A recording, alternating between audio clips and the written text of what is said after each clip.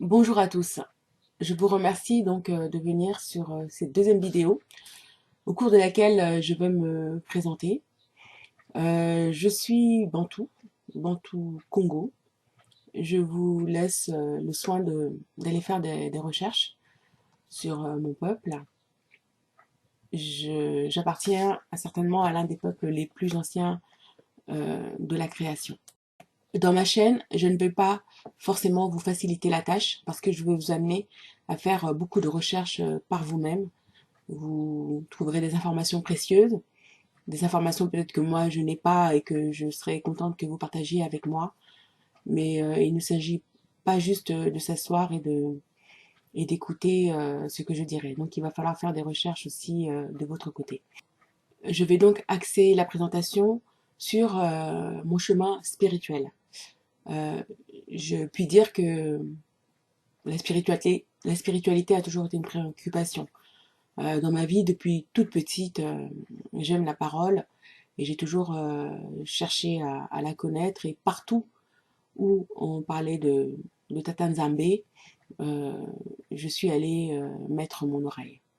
C'est ainsi donc de ma courte vie, enfin tout est relatif, je suis allée donc à l'église catholique.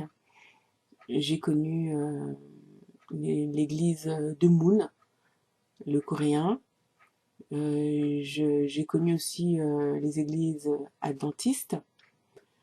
J'ai connu l'église des Mormons et j'ai aussi connu les églises évangéliques.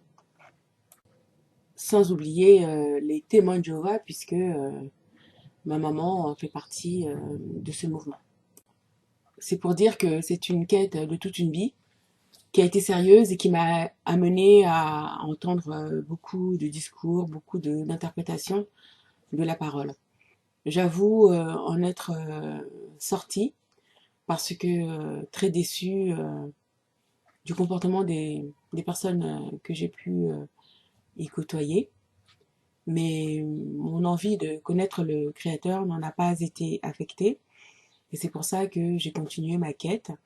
Et grâce aux réseaux sociaux, et notamment à YouTube, j'ai pu accéder à des enseignements de très grande qualité et découvert finalement que toutes ces églises que j'ai pourtant fréquentées de manière sincère pendant de nombreuses années euh, nous ont caché beaucoup de choses et qu'elles sont là pour nous faire tourner autour du temple, comme je l'ai déjà dit, et nous empêchent d'y accéder parce que la vérité c'est que leurs dirigeants eux-mêmes n'y accèdent pas, donc ils empêchent euh, les brebis de pouvoir y accéder. C'est donc en écoutant les vidéos de frères, et notamment des frères américains, que j'ai découvert que, en fait, en tant que Bantou Congo, j'étais en fait membre du peuple de l'Alliance, connu sous le nom des Hébreux dans la Bible, et que, en fait, la Bible parle de nous, de notre histoire, de la cause de notre chute et de la rédemption prochaine, qui d'ailleurs se met en place au travers des événements que nous vivons actuellement. Pourquoi donc j'affirme que les Bantous sont les Hébreux de la Bible? Et bien en fait, c'est un faisceau d'indices qui sont devant nous. Il suffit juste de les rassembler et, et ben arriver à la conclusion à laquelle moi-même je suis arrivée. Pour savoir qui sont les Hébreux de la Bible, ben, il faut savoir les prophéties qui se sont appliquées à eux, puisque la Bible raconte l'histoire des Hébreux. Et la principale prophétie, elle se trouve dans le livre de Deutéronome, au chapitre 28 et au verset 68. C'est la prophétie de la déportation des Hébreux par bateau pour être réduits en esclavage pendant 400 ans. Alors je sais que ce texte est controversé et que l'esclavage dont il est question euh, est situé à un autre moment de l'histoire.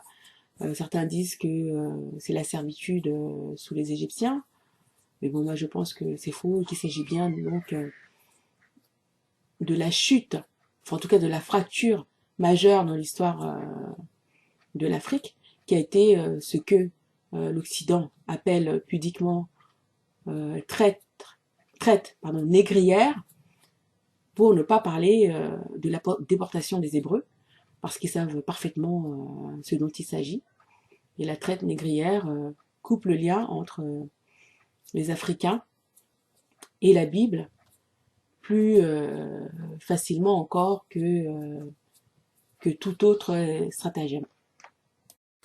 Par ailleurs, il existe aussi des arguments linguistiques, culturels, spirituels, qui se retrouvent dans les cultures des Bantous et qui sont en association très claire avec les pratiques, la spiritualité et la langue hébreu. Donc j'aurai l'occasion, dans les différentes vidéos que je ferai, de faire les points de rattachement et enfin pour démontrer, enfin donner des éléments pour démontrer ce que j'affirme maintenant dans cette vidéo. Je me contenterai pas de développer, hein. Je partagerai aussi beaucoup d'éléments diffusés par nos autres frères bantous qui sont aussi en phase d'éveil, puisque l'éveil des bantous fait partie de la prophétie, puisque dans l'une des malédictions, en tout cas les éléments du jugement de condamnation dont notre peuple a fait l'objet, il a été clairement question que les Bantous allaient oublier leur histoire, en somme qu'on allait oublier qui nous sommes, donc en l'occurrence les Hébreux de la Bible. Alors à ceux qui vont me rétorquer que je me fais des films et que j'essaie de redorer l'histoire calamiteuse des Noirs, puisqu'il y a un peuple, les Juifs, qui se disent être les Hébreux de la Bible et qui revendiquent cette identité, ben, en fait, je vous renverrai aux écrits de Juifs eux-mêmes qui ont dévoilé aux grandes dames de leur communauté qui avaient évidemment intérêt à ce que cette vérité reste cachée le plus longtemps possible. Donc des écrits par lesquels des Juifs ont déclaré qu'en fait, qu'ils étaient un peuple converti et qui n'était absolument pas le peuple originaire, le peuple de la Bible.